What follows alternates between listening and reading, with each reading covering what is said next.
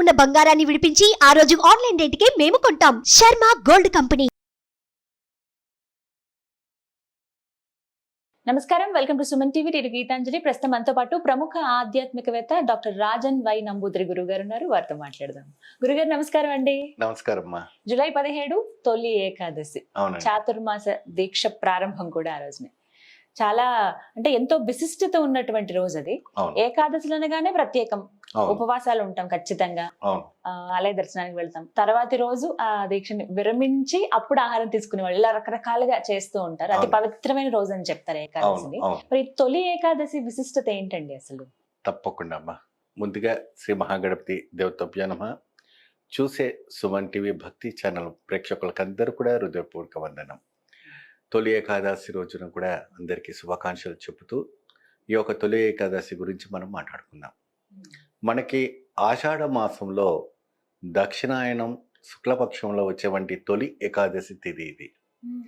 ఈ తొలి ఏకాదశి తిథి రోజున ఈ రోజున చాలా అనంతమైన వంటి ఒకటి దేవతలు, మునువులు, అందరూ కూడా కిన్నెరలు, గాంధర్వులు, యక్షిణులు వీళ్ళందరూ కూడా వెళ్ళేసి వైకుంఠానికి వెళ్తారు. వైకుంఠానికి వెళ్ళి స్వామివారిని పవలింపు సేవలో ఉంటారు. అంటే ఈ యొక్క సాయంత్రం ప్రదోష కాలం వేళల్లో ఆయన పడుకుంటారు. ఇంకా ఈ 6 మాసం పాటు కూడాను ఏంటంటే ఆయన పడుకుంటారు. ఎప్పుడైతే కూడాను జనవరి మాసంలో వచ్చేవంటి ముక్కోటి ఏకాదశి నాడున లెగుస్తారు. సో ఈ 6 నెలల పాటు కూడాను ఏంటి అంటే, ఎందుకంటే గత ఉత్తరాయణం నుంచి దక్షిణాయనం వరకు వచ్చేవంటి పండుగల్లో ఉగాది పండుగలు ఉంటాయి, ఇంకా చిన్న ఏదో 2-3 పండుగలు ఉంటాయి. ఈ తర్వాత ఎక్కువ పండుగలు ఏమి ఉండవు. కాబట్టి అది మహావిష్ణు మొత్తం కూడా చూసుకొని ఉంటారట.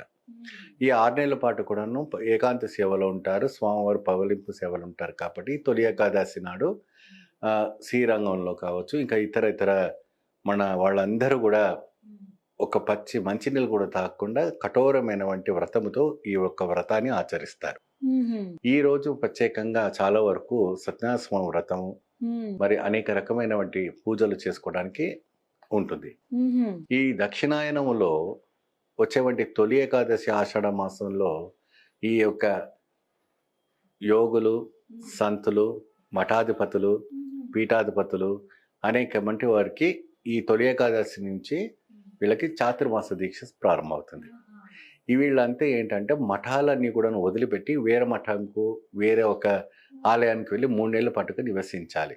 సో ఉదాహరణకి మనం హైదరాబాద్లో ఈ మఠం ఉందనుకోండి, ఈ చాతుర్మాసంలో ఉన్నవంటి ఇక్కడ ఉన్నటువంటి ఉత్తరాన పీఠాధిపతిని పెట్టేసి వీళ్ళు కదిలి కాశీకి వెళ్ళిపోతారు. ఈ 3 నెలల పాటు కూడా కాశీ, లేదంటే రామేశ్వరం, లేదంటే ఏదైనా పుణ్యక్షేత్రం అక్కడ అన్ని ఏర్పరచుకుని అక్కడ మూలమంత్రం జపించి లోక కళ్యాణార్థం కోసం వీళ్ళంతా కూడా సాధన చేస్తారు. మహిళలు వచ్చేసి మనకు చక్కగా వీళ్ళంతా కూడా ఏంటంటే ఏకాదశి రోజున స్వామివారి విష్ణు సహస్రనామం చేసుకొని స్వామికి దివ్యమైనటువంటి అలంకారం చేసి చాలా అద్భుతంగా ఉంటుంది. తిరుమల తిరుపతి దేవస్థానంలో ఆచరణలో కూడా స్వామివారికి సంపూర్ణమైనటువంటి చందన కాపు చేస్తారు. ఈరోజు చందన కాపు అంటే ఏంటంటే అది ఒక అద్భుతమైనటువంటి వృక్షద్వార, అంటే ఎర్రప్పు చందనం కాదు, ఇటు తెల్ల చందనం కాదు, ఒక రకమైనటువంటి సుగంధ పరిమళంతో స్వామి కోసమే పుట్టింది ఆ వృక్షం. అప్పుడినే ఆ వృక్షం ఉంటుంది. అది అరగదీస్తుంటే ఆ క్షేత్రంలో ఉన్నటువంటి ఎకరం వరకు కూడా పరిమళం పరిమళం వస్తుంది. ఆ లేపముతో ఆ రోజు స్వామివారికి మొత్తము కూడా ఉదయం 3ంటికి సుప్రభాత సేవలో చక్కగా అలంకారం చేసి ముద్దగా పెట్టి స్వామివారికి 108 కొళాలతోని స్నానం చేస్తారు. 108 కొళాల నుంచి ఎక్కడ అంటే స్వామివారి పక్కనే మీకు కుడి వైపున బావి ఉంటుంది. ఏమా అంతరాలయంలో లోపల బంగారు వాకి లోపల తర్వాత మీకు కనపడుతూ ఉంటుంది. అక్కడి నుంచి 108 వెండి కానీ బంగారపు కానీ బిందెలో తీసుకొచ్చి స్వామివారికి చక్కగా అభిషేకం చేస్తారు ఆ రోజు. అంటే ఇది తొలి ఏకాదశి లాంటి చేసేవంటి ప్రక్రియ. దాంట్లో చివరి దాంట్లో కొన్ని సుగంధ ద్రవ్యాలు వేస్తారు. అత్తరు, పన్నీరు, మరియు జావాదు, పచ్చకర్పూరము, కస్తూరి అనేక రకమైనటువంటి సుగంధ పరిమళాన్ని వేసి చక్కగా స్వామి శిరస్సు నుంచి వేస్తుంటే ఇంకా అక్కడ ఉన్నటువంటి ప్రేక్షకులకంతా పిచ్చిలేసిపోతుంది. అంతే. గోవింద గోవింద గోవింద గోవిందనామ సంకీర్తనం అవుతుంటుంది నిరంతరం. ఆ స్వామివారు ఇన్ని 6 నెలల పాటు కూడాను ఆయన శ్రమ పడిందంతా కూడాను తనకి సుఖమైన వంటి ఒక నిద్ర ఇవ్వడం కోసం చేస్తుంటారు. శ్రీరంగంలో వేరే రకంగా చేస్తారు. ఈ ఒక 6 నెలల పాటు కూడాను స్వామివారి పాదాలకి ఆయన తిరుగుతూ ఉంటాడు, అన్ని దేశ సంచారం చేస్తాడు కాబట్టి ఆయన పాదాలకు నొప్పి వస్తుందని చెప్పేసి స్వామివారికి ఆవు నెయ్యిను పాదాలకు పూస్తూ ఉంటారు ఈ 6 నెలల పాటు కూడా. అది చూడవలసిన వంటి ఇది. ఏ భక్తుడైనా కూడా మనం వెళ్ళి ఆ స్వామివారికి చూడొచ్చండి. చక్కగా మీరు వెళ్ళి ఇప్పుడు వచ్చే వంటి రోజుల్లో వెళ్ళి చూడండి. చక్కగా స్వామికి బ్రహ్మాండ అంటే సేమ్ డైలీ యథావిధిగా పూజలు అవుతుంటాయి. కాకపోతే అన్ని స్వామికి పాదాలకి మాత్రం వెన్నె పూస్తుంటారు, నెయ్యి పూస్తుంటారు. ఆయన పాదాలకి ఎటువంటి కూడా 6 నెలల పాటు కూడా ఇది కాకూడదు అనేసి ఒక విశేషమైన ఒక చేస్తుంటారు. మరి అదే విధానంగా మనకి చూసుకుంటే అయితే మాత్రాన కింద ఉన్నవంటి తిరుమలలో గోవిందరాజు పెరుమాళ్ పడుకుని ఉంటారు. అక్కడ స్వామివారికి వేరే రకమైనటువంటి ఒక ఆచారం అంటే తులసి దళాలతో కప్పి పెడతారు. ఏకాదశి రోజున అన్ని ద్రవ్యాలు అష్టద్రవ్యాలతో స్వామికి అభిషేకం చేసి తులసి ద్రవ్యాలు అంటే ఈ తులసి ద్రవ్యాలు అంటే ఏ ద్రవ్యాలు దీంట్లో వచ్చేసి మనకు కృష్ణ తులసి చాలా ప్రాముఖ్యత ఇస్తారు. నల్లగా ఉంటుంది, ఆ ఘాటుగా ఉంటుంది, నల్లగా ఉంటుంది. దాని ద్వారా ఏమవుతుంది అంటే ఆ శరీరం అన్నది ఆ వేసి అట్లాగా ఆ రోజు నైట్ గదులు వేసేస్తారు. తెల్లారుజాము లోపలికి కొద్దిగా నల్లగా మారిపోతుంది శరీరం. అంటే ఆయన స్వామివారు పడుకొని ఉంటారు. అప్పుడు ఆ తులసిని అంతా కూడా ఉదయం సుప్రభాత సేవకి గోవిందరాజు పెరుమాళ్ టెంపుల్కి వెళ్తుంటారు కదమ్మా, అప్పుడు వెళ్ళినప్పుడు ఆ ప్రసాదం ఆ తులసి ఇస్తారు. దాన్ని ఏం చేస్తారంటే చక్కగా మన పసుపు గుడ్లో కానీ ఎరుపు గుడ్లో కానీ చక్కగా కట్టి మీ గదిలో కానీ మీ బీరువా గదిలో కానీ పెట్టుకున్నారైతే సంపద లక్ష్మి తాండమాడుతూ ఉంటుంది. అటువంటి మహోత్కరమైనటువంటి ఈ యొక్క తొలి ఏకాదశిలో చేయవలసినటువంటి కార్యక్రమాలు చాలా ఉన్నాయి. చాలా కార్యక్రమాలు ఉన్నాయి. కొంతమంది వాయినాలు ఇచ్చుకుంటారు, కొంతమంది పూజలు చేస్తారు. ఏకాదశి వ్రతాలను కొంతమంది ఆచరిస్తారు. ఆ రోజున ప్రారంభించుకోవచ్చు. వాళ్ళ ఆచారం బట్టి వాళ్ళ ఇంటి కుల వంశ పారంపర్యం బట్టి వాళ్ళు స్టార్ట్ చేసుకుంటే అద్భుత ఫలితం లభిస్తుంది. అసలు ఆ రోజున మామూలుగా అందరూ పాటించవలసిన నియమం అంటే ఏమైనా ఉందండి? నియమాలు అంటే ఎక్కువ శాతము ఎల్లిపాయలు గాని ఉల్లిపాయలు గాని అది తినకూడదు ఏకాదశి రోజున. ప్రత్యేకంగా ఇంకోటి ఏంటంటే నిన్న వాడుకున్న వంటి పెరుగుని ఈ రోజు వాడకూడదు అంటారు.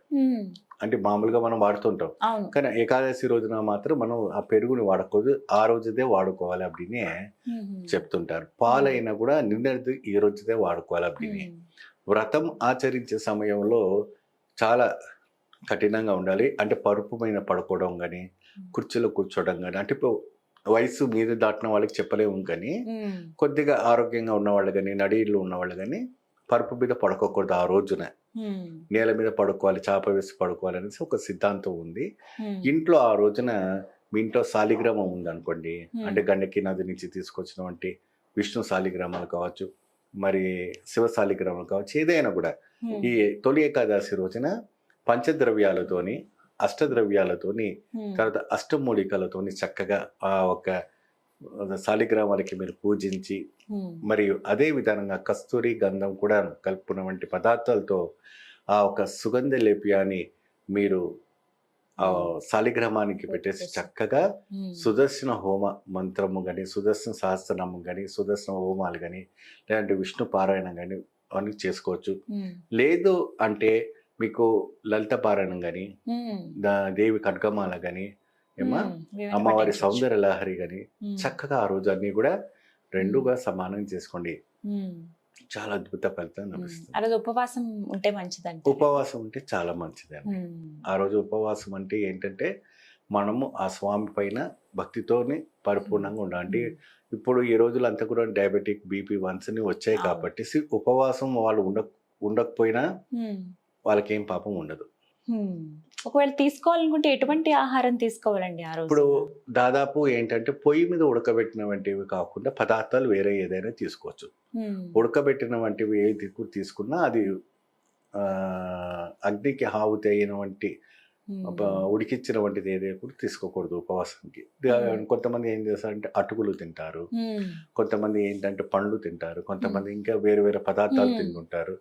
డ్రై ఫ్రూట్స్ తినవచ్చు, ఇవి తినవచ్చు. ఎందుకంటే ఒకవేళ షుగర్ పేషెంట్స్ కానీ వాళ్ళకి హ్యూమిడిటీస్ తక్కువ అవుతాయి, వాళ్ళకి చక్కెర వస్తుంది కాబట్టి ఇలాగా తీసుకోవడానికి ఆస్కారం ఉంటుంది.